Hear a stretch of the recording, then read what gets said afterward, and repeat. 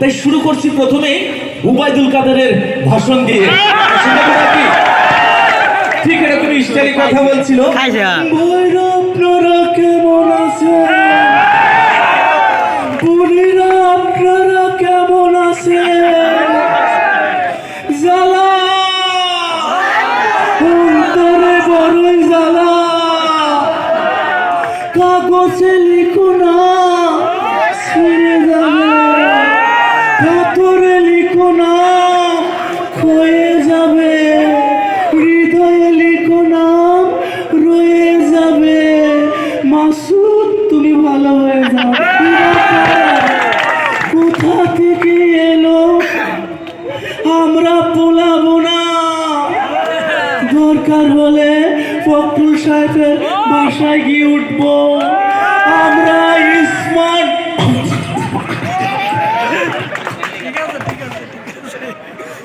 কিন্তু তালি হবে না ভাইয়া, ঠিক